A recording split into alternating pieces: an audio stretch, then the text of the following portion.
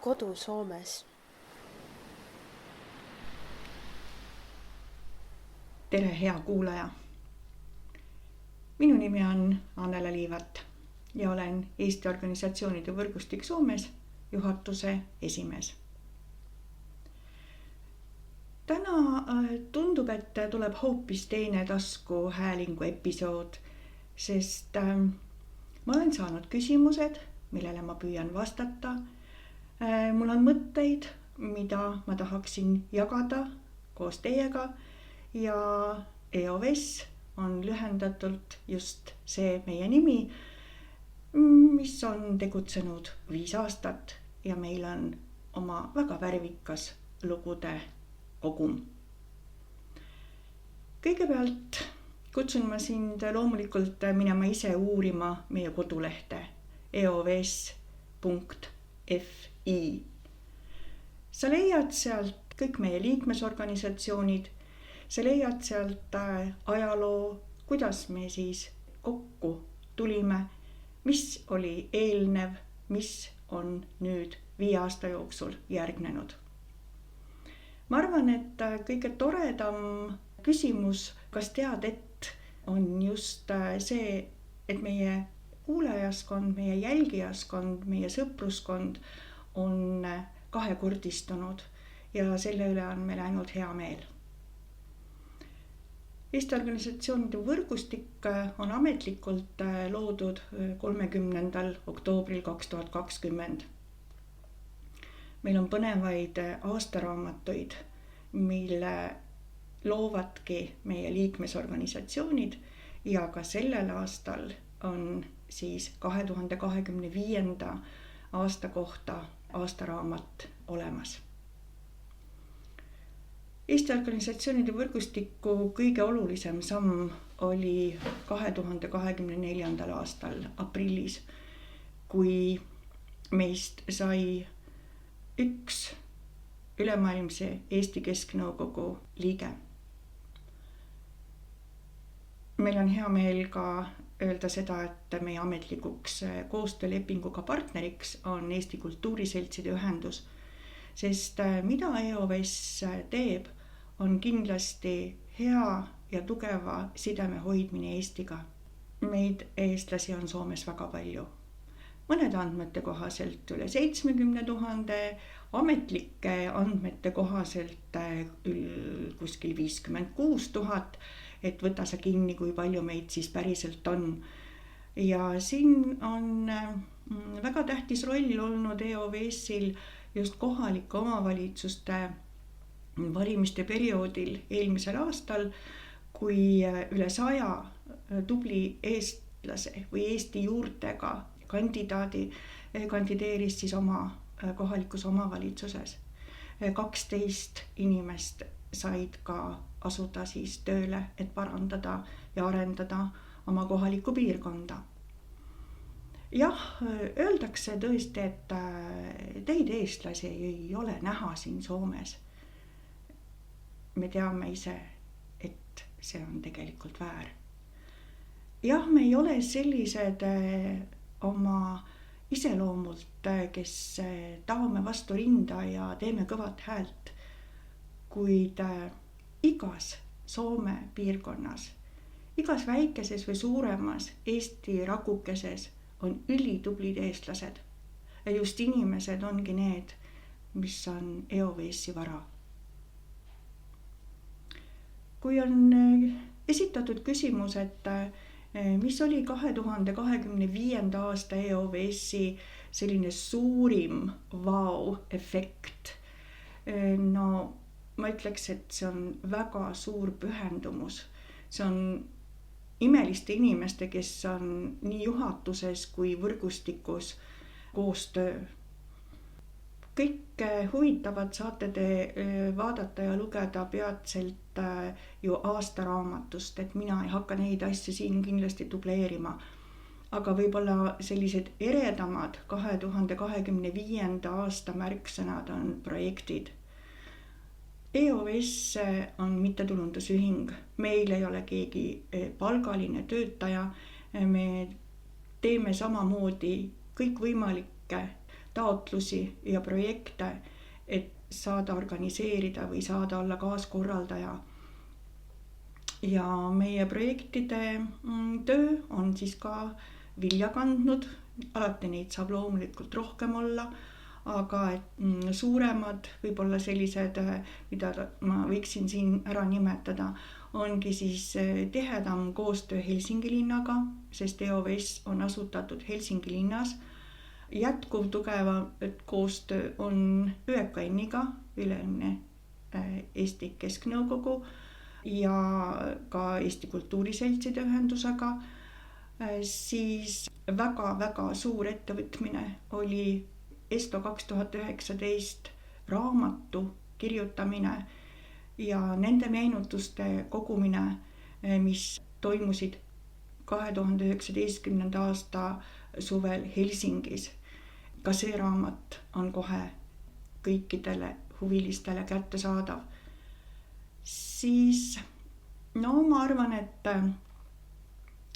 sügis 2025 oli ka üks märgiline periood, kui meid valiti koostööpartneriks teadusprojekti ja teadusprojekt uurib eesti keele kasutust Eesti peredes. See on jätkuv ja siis mais 2026 on arvatavasti väga huvitavad tulemused teada, sest üks EOVS-i alustala või põhivaldkond on ju kindlasti eesti keel kui emakeel ja eesti keele õppimine ja õpetamine Soomes. Me oleme nii lähedal, see 80 kilomeetrit, mis meid lahutab, Eesti-Soome, kõik see ränne, kõik see edasi-tagasi liikumine, pered liiguvad, vanemad liiguvad, lapsed tulevad ja lähevad. See on nii pluss kui ka miinus. Ja nende tulemuste najalt loodame siis ka tõsta Eesti perede teadlikkust, sest oma emakeelt on ju vaja kindlasti hoida. Siin ei ole vaja mingisuguseid reklaame ega mingisuguseid muid teaduslikke tõestusi, et ma arvan, et siin on lihtsalt süda õiges kohas ja vanemad ja kodud on need, kes suunavad oma lapsi oma emakeelt või juurtekeelt või vanaema, vanaisa keelt, et kuidas me iganes seda nimetame, hoidma ja säilitama. Nüüd 2025 oli ju ESTO 2025 aasta. Meie liikmed olid samamoodi osalemas ESTOl ja loomulikult ÜEKN-i rahvuskongressi toimumine Tallinnas juulis 2025. aastal oli ka meie jaoks väga tähtis, sest kogu päeva juht rahvuskongressil oli Ilana Kolberg, kes ongi meie sidepidaja, või nii võib öelda, EOVS-i ja ÜEKN-i vahel. Annika Madisson oli see, kes korraldas väga fantastilise ESTO 2025 lõpupalli. Ingrid Bent oli see, kes aitas eelperioodil ja just Narva toimuvate ürituste info jagamise ja korraldustöös, et neid inimesi ja neid üritusi ma võiksin siin väga-väga mitmeid lugema jäädagi. Aga me läheme siit edasi, sest 2025 oli ju ka Mardilaat, kus EOVS püüdis ka rohkem panustada kui eelmistel aastatel ja loomulikult üks selline püant aasta lõpus oli 24. novembril 2025, kui kogu juhatus ja meie kommunikatsioonijuht saime kokku Eesti Vabariigi suursaatkonnas Helsingis meie uue suursaadiku Janne Jõesaar-Kruusaluga ja siis ka konsulaartalituse direktori Maiga Võsuga. Et see kohtumine oli meile väga vajalik ja ma loodan, et ka suursaadikule, et teada saada, et on järjest enam sirgumas, laienemas ja tugevnemas niisugune katusorganisatsioon, milleks me siis ka oleme ju kokku tulnud ja loonud. Mida siis EOVS tahab? Ma usun, et kõige selgem selline lause on see, et eestlane saaks hästi hakkama Soomes. Eestlaskond Soomes on teistsugune kui mujal. See, et meid on palju, see on üks. See, et sellel eestlaskonnal ei ole sellist ajalugu nagu teistel kogukondadel, on teine. Kuivõrd me nüüd killustunud oleme või kas me siis koostööd ei taha teha, see on eri teema. Nagu ma enne mainisin, meil on aatelised, mittetulundusühingud, kes ei ole ametlikult ennast registreerunud, aga nad toimivad imeliselt ja neil on väga head traditsioonid, mida nad hoiavad, et alati ei pea tõesti olema ametlik RÜ. Sest ametlik RÜ on ka vastutus palju suurem. Õnneks oleme siis loodud just meie niisuguse justkui vihmavarjuna või katusena, nagu seda öeldakse, ja me kutsume ikka kõiki mittetulundusühinguid ühinema, sest kui seljad on koos, meid on rohkem ja me oleme rohkem nähtavamad. Kui on siin küsimus, et mida ma siis ootan mina kui EOVS-i esindaja täna selles episoodis 2026. aastalt, siis on tõepoolest paslik natuke rääkida meie struktuurist ja ma alustan sellest, et iga kuu esimesel esmaspäeval koguneb juhatus oma koosolekuks. See on regulaarne, see on süsteemne. Meie sekretär Ingrid Bent on alati loonud meile juba põhja, nii et kõik kirjutavad oma uudised, omad vajalikud teated ja omad teemad, oma päevakord, et see on suur töö enne ja loomulikult ka siis see koosolek, kus on kõigil võimalik kaasa rääkida ja räägitaksegi ja arutataksegi ja võetakse siis infot kuulda. Uus 2026. aastal ja just see, mis siis toimus jaanuaris, oli seltside endi liikmeskonna kokkusaamine. Et ka need tahaksime muuta regulaarseks, et need seltsid, kelle esindaja ei ole juhatuses, oleksid siis ka rohkem kaasatud ja just see infovahetus, kommunikatsioon, aga mida teie teete või kuidas teil läheb ja mis on teie ootused EOVS-ile, et see siis saab selgemaks ja et oleks meie tegevus ka läbipaistvam. Tore on öelda, et EOVS kui mittetulundusühing püüab ikka oma liikmeid ju ka hoida ja neile pai teha. Ja meie võimalused on sellised, et me pakume oma liikmesorganisatsioonidele tasuta Zoomi kasutust, tasuta kodulehe, konsultatsiooni ja ka meie raamatupidaja Eda Ulp Digilik OÜ-st on nõus alati aitama ja nõustama vajadusel. Alati oleme olemas, kui vaja, kui te kirjutate info@eovs.fi. Me vastame, oleme seda teinud ja teeme edaspidigi.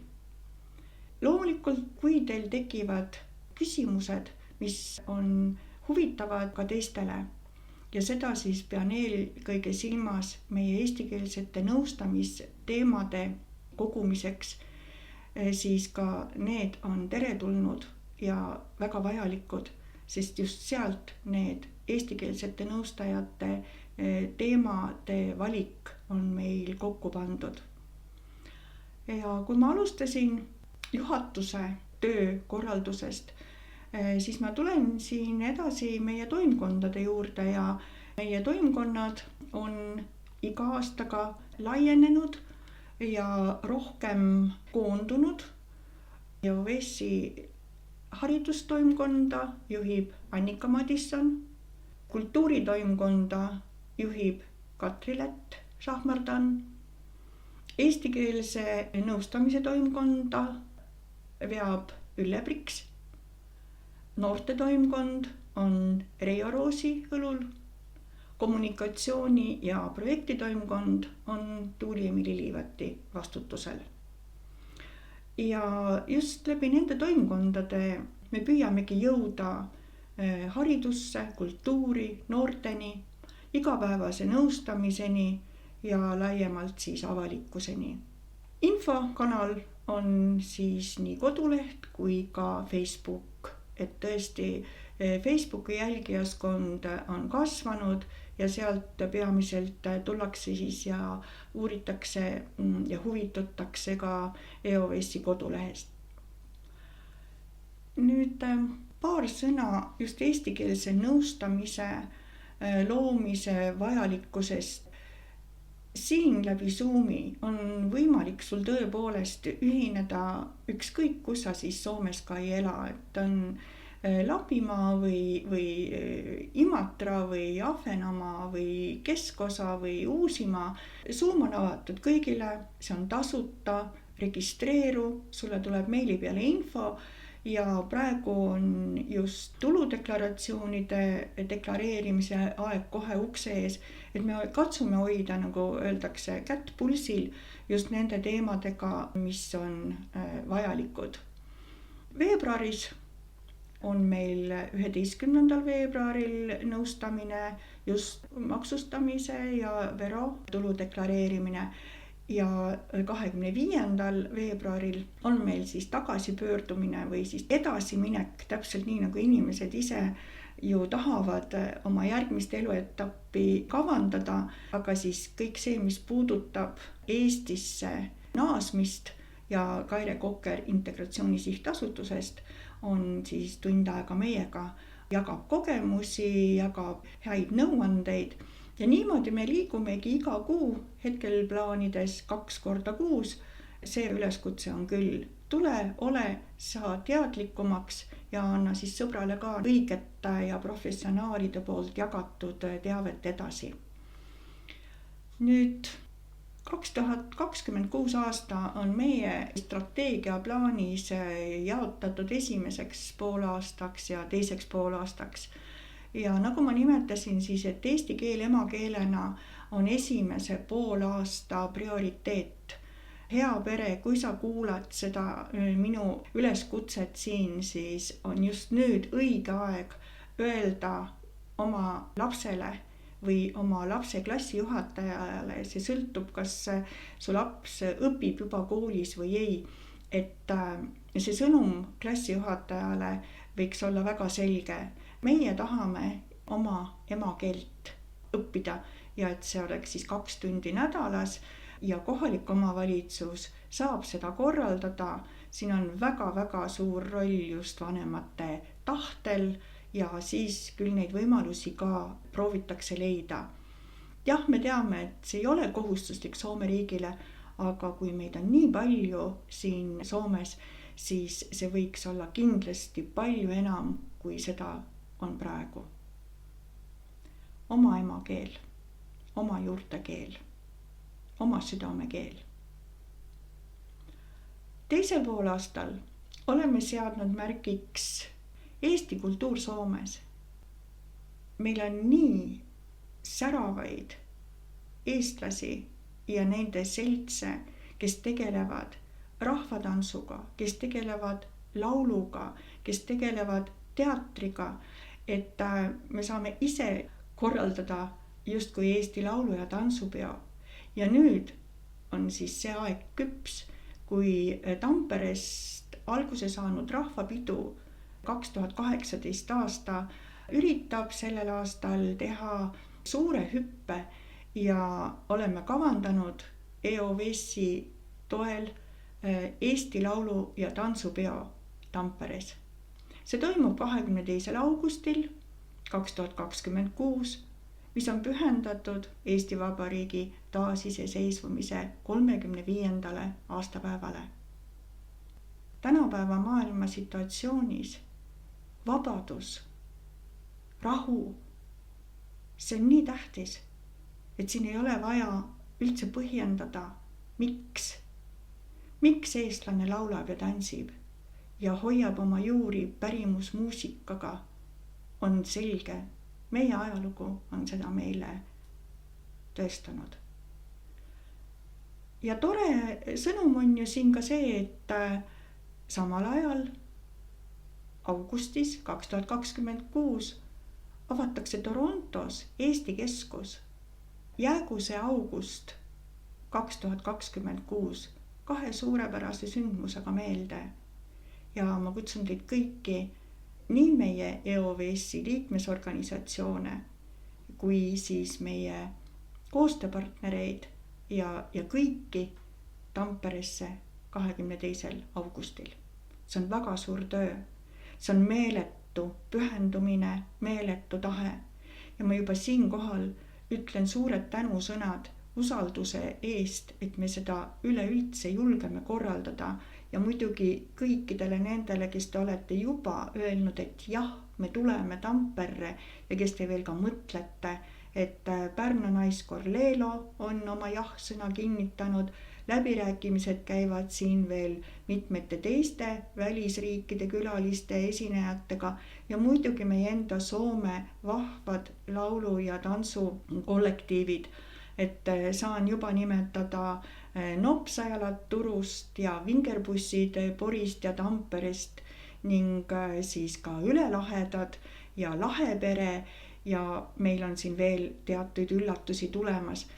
Laulukooridest on üles astumas Helsingi Eesti naiskoor ja siis ka Tampere Eesti koor ja läbirääkimised käivad ka veel teiste kooridega. Kohapealne suursündmus, see on ka koostöö Eesti Kultuuriseltside ühendusega, see on koostöö ÜKN-iga ja väga suur EOVS-i poolne projektide kirjutamine ning ei taha jätta ka märkimata, et 2026. aastal möödub Tampere Eesti klubi asutamisest 30 aastat. Niisugune avatud rütmikas aasta ja loodame väga, et huvitav saab see 2026 olema. Ma soovin heatahtlikkust, lootust, koostööd ja teotahet, sest mitte kedagi ei saa sundida ja mitte kedagi ei sunnita. Meie 12 organisatsiooni on väga hästi hakkama saanud selle 5 aasta jooksul. Ja kõik saab minna ainult paremaks koos teiega, head inimesed. Rõõmu, õnne ja naeratusi. Aitäh teile!